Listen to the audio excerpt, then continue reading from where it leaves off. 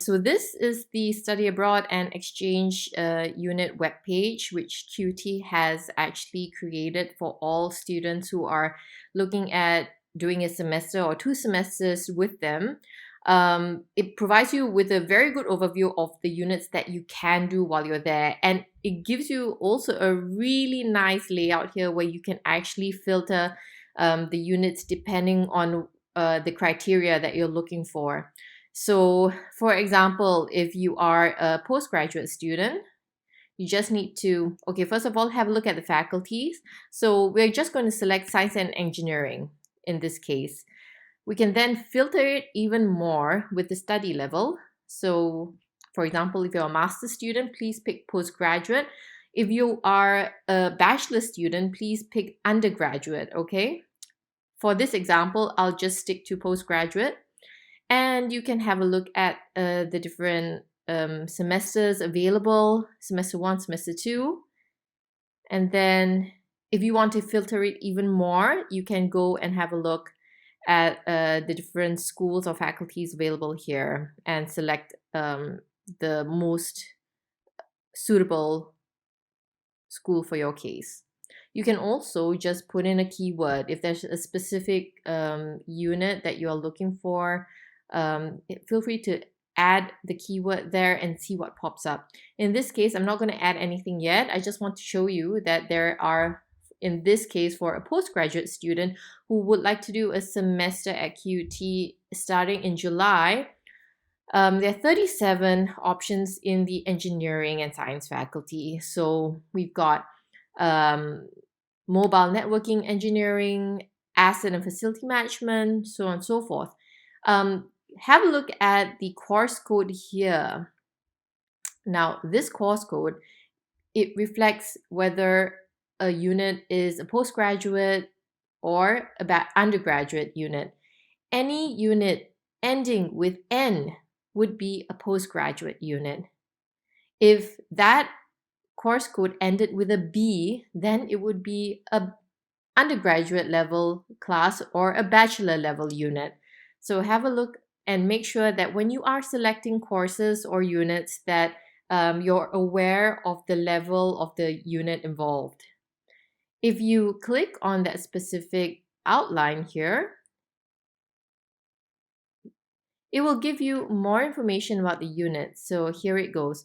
Of course, you already know the unit code, which faculty it's in, the credit points in the Australian system, which is 12 credit points.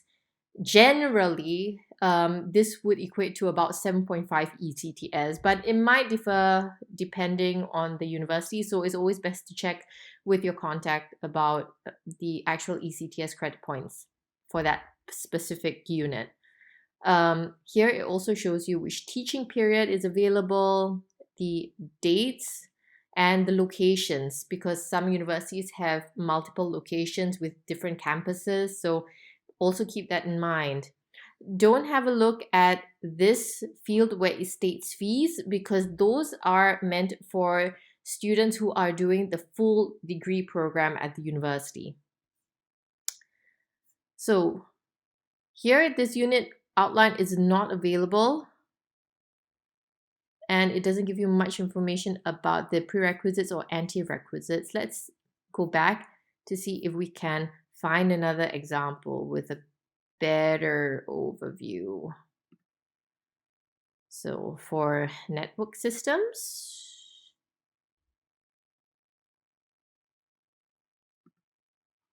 okay.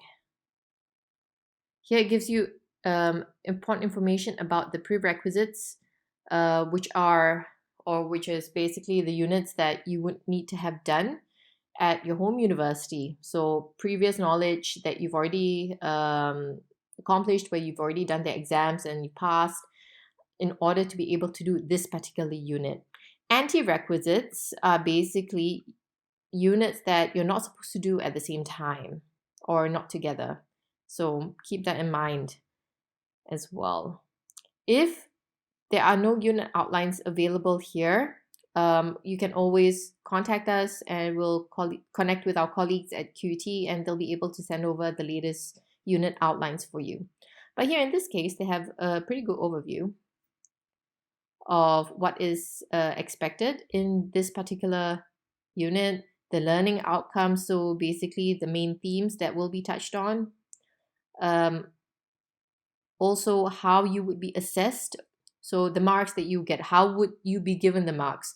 So you can see there are 3 assessment periods here. So there's one which is for a lab, a second one which is a project, and a third one which would be an examination based um, topic. So you need to add all the scores from these 3 different assessments, and you will be able to tally up your final grade, which would be reflected on your transcript. Okay.